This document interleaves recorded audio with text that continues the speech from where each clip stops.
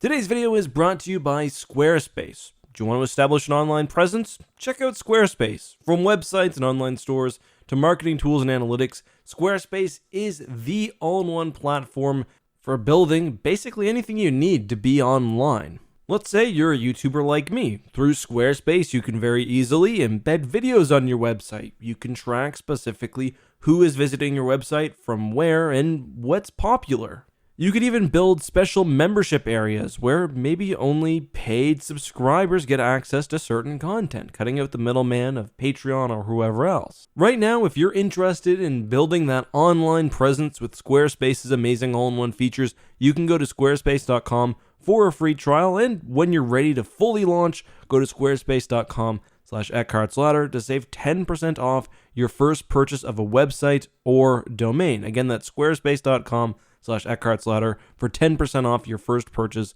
of a website or domain. With that being said, on with the video. Hey guys, this is EckhartsLadder. Hello and welcome to another video. And today we'll be talking about the most recent episode of The Bad Batch, and at the end of today's video we'll actually have a full review of that episode, but there will be spoilers throughout, so if you haven't watched it yet, maybe come back later. Before I get into my review though, I do want to discuss something that is almost certainly coming, at least in some form, in The Bad Batch. And that's a topic that's been discussed somewhat since episode 1, really, and that is the activation of Wrecker's chip, his inhibitor chip, the thing that forced all of the clones to comply with Order 66. Wrecker mentioned in the past that he had a headache on one occasion, and we've seen a few clear shots to his head.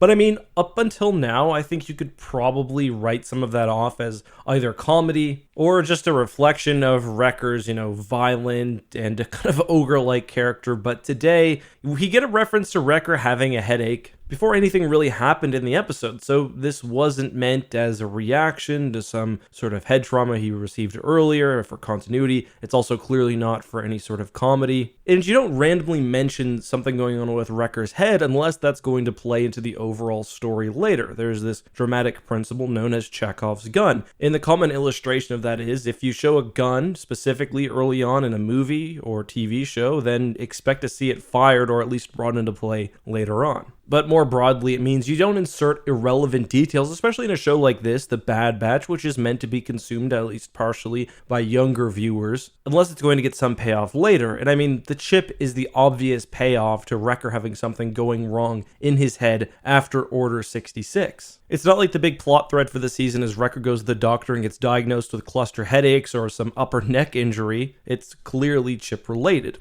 I went back to the beginning of this season to see if we actually get a look at where the inhibitor chip is exactly in a clone when they're doing that scene with Crosshair. Now, we don't specifically because the chip is just altered within his head, but we know that Rex and other clones get it taken out exactly from where Wrecker is complaining about pain. So there's, with almost 99 or 100% certainty, something going to happen with Wrecker's inhibitor chip this season, or at least eventually in the show. The question is, how traumatic will it be? I think Wrecker's a really good character for this, to have an inhibitor chip malfunction, because as the show's been going on, his character's gotten some really nice development, and he's went from this brute to a kind of loving and caring character. He always has these little moments with Omega, and she seems to really like him. So to have him turn, especially with his physical strength, will be pretty shocking, because it'll be a completely different character, and it'll be interesting to see how he is affected. Now, I don't think he'll end up dying. I don't think he'll kill Omega or anything like that. I just don't think that's usually how Star Wars works, although it is possible. What I think will most likely happen is that this will be the reason why the Bad Batch ends up tracking down Rex, because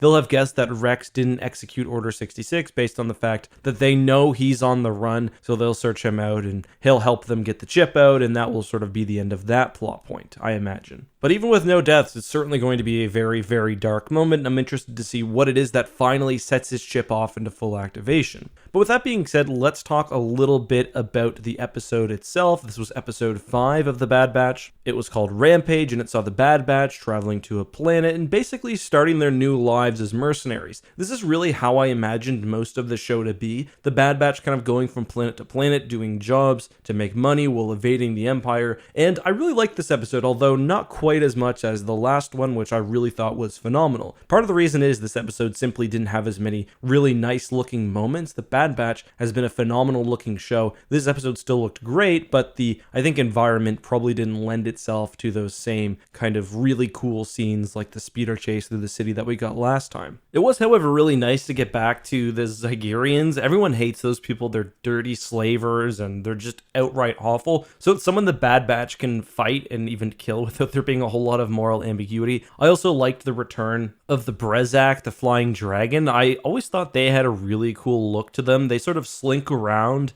almost like a flying squirrel or something, so it's a lot of cool motion. I really enjoyed that, and especially when you throw in the Rancor, this was a good episode for creature features, I guess. Another element of the show that is sort of continuing to develop, and I mentioned this earlier, is Omega's relationship with the rest of the team. It's less overt now because she's already kind of a part of the group. We see her give Wrecker a high five. She's sort of subtly matching the movements of the characters. There's lots of really good stuff there, and it's nice to see her kind of be fully integrated. I will say I didn't necessarily like how she got the go to the ship treatment. That's something we've seen before, and Hunter is supposed to be learning a lesson about that. He's still got some learning to do, but she ended up saving them this episode, so that was kind of nice. I also really liked Sid. It was kind of cool to see an almost warm Trandoshan. Usually, they're pretty one-dimensional, and Sid is a lot different than that. She seems warm at the beginning, but there's definitely a bit of a streak to her as we see at the end, because she almost threatens the Bad Batch into service. She asks them to do more jobs for her. Hunter says he's not sure, and she basically reminds Hunter that she knows that they're valuable. The one point of contention for this episode has to do with the Rancor, and a lot of people are wondering whether this is Jabba's Rancor from episode 6, the one that Luke kills, of course, because we know it's going to Jabba, and the ages seem to line up quite well. It would be sort of sad if it's that Rancor, because we kind of grow to love it quite a bit throughout this episode. It has some moments where it's fighting those Zygerian slavers very brutally, and then there's that scene at the end where it fights, then submits to Wrecker. I really liked that.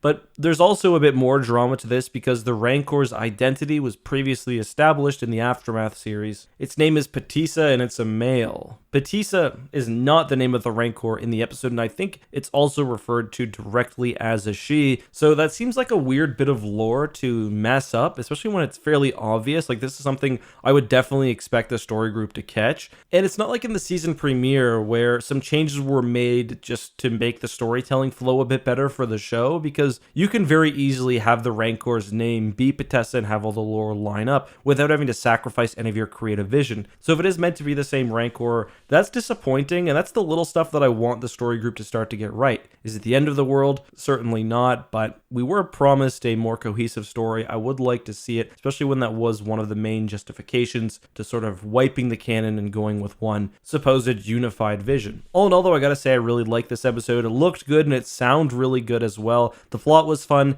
You do have to temper your expectations a little bit. Again, this isn't The Mandalorian. This isn't, another series with 6 to 8 episodes per season. Bad Batch has 16 episodes and had a 70-minute premiere. It's going to move a little bit slower than The Mandalorian, or there'll be more sort of adventure episodes. Like, this is not moving any slower than Star Wars Rebels or certainly the first season of the Clone Wars. Give the show some time to develop, try to be patient, and temper your expectations as well. Personally, I'm loving this show so far. Right now, it's probably my favorite opening of the animated shows up to this point. But that's all I have for this time. Thanks again to the sponsor of today's video, Squarespace, and until next time, guys, be safe, have a good one, and may the Force be with you.